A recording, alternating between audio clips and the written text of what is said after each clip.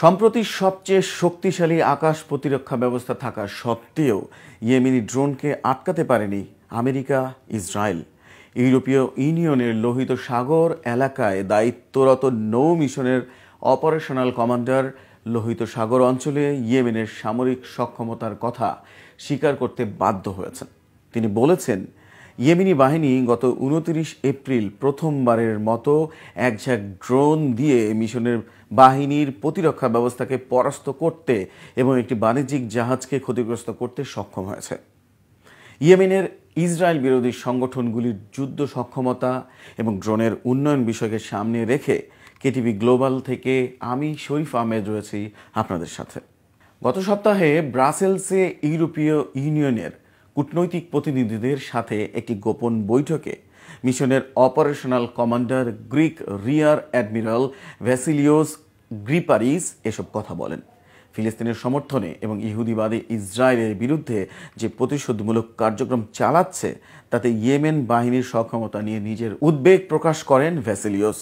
Admiral ভ্যাসিলিওস বলেন, কোনো ক্ষেত্রে ড্রোনের পুরো ঝাঁক এমনকি সবচেয়ে শক্তিশালী বিমান প্রতিরক্ষা ব্যবস্থাগুলোকেও পরাস্ত করতে সক্ষম হয়েছে। তিনি বলেন, সবচেয়ে বিপজ্জনক বিষয় হচ্ছে ইয়েমেনের সামরিক বাহিনীর সক্ষমতা এখনও অক্ষত রয়েছে। গত 7 অক্টোবর থেকে ইহুদিবাদী ইসরায়েল অবরুদ্ধ গাজা উপত্যকায় বর্বর আগ্রাসন চালিয়ে আসছে।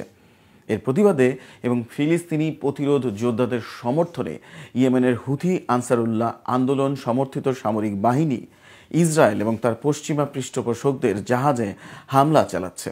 ইয়েমেন থেকে তারা ইসরায়েলের অভ্যন্তরেও হামলা চালিয়েছে, এমনকি লোহিত সাগরে ব্রিটেনের একটি জাহাজে হামলা চালিয়ে তা ডুবিয়ে দিয়েছে। এদিকে ইসরায়েলের বিরুদ্ধে 4র্থ পর্যায়ের অভিযান শুরু করার হুমকি দিয়েছে ইয়েমেন। অবরুদ্ধ গাজা উপত্যকায় ইসরায়েলি হামলা এবং ইয়েমেনের বিরুদ্ধে মার্কিন হামলা বন্ধ না হলে লোহিত সাগরে অভিযান শক্তিশালী করার হুমকি দিয়েছে ইয়েমেনের হুথি আনসারুল্লাহ আন্দোলন। আনসারুল্লাহ নেতা আব্দুল মালিক আল হুথি বৃহস্পতিবার রাতে টেলিভিশনের জাতির উদ্দেশ্যে দেয়া এক ভাষণে বলেছেন, ইসরায়েলি বাহিনী ও মার্কিনিরা তাদের নৃশংসতা বন্ধ করছে না বলে আমরা 4র্থ পর্যায়ের অভিযান শুরু করার প্রস্তুতি নিচ্ছি।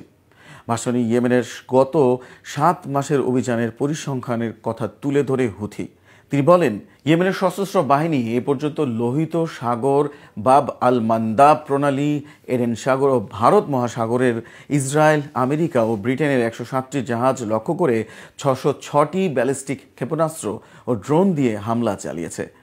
আল হুথি বলেন, শুধুমাত্র গত 7 দিনে ইয়েমেনের উপকূল অতিক্রমকারী 6টি জাহাজ ও ইসরায়েলের বন্দর নগরী এইলাত লক্ষ্য করে 33টি ব্যালিস্টিক ক্ষেপণাস্ত্র নিক্ষেপ করা হয়েছে।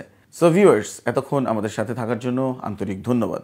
নিত্য নতুন আন্তর্জাতিক পর্যায়ের সব খবর সবার আগে পেতে কেটিভি গ্লোবাল ইউটিউব চ্যানেলের সাথেই থাকুন।